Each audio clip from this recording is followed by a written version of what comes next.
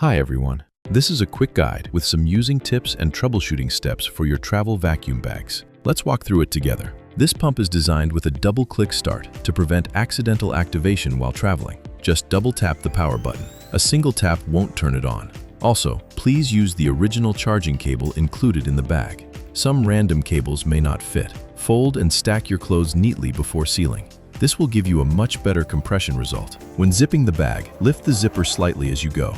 If the bag is overfilled or the clothes are packed too tight, the zipper might catch on the fabric.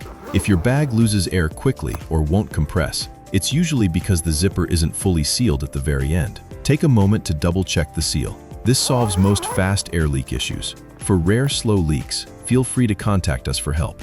Once the zipper is fully closed, open the valve and insert the pump to remove all the remaining air. You'll notice how the bag compresses completely. Thank you for watching. Have a great trip.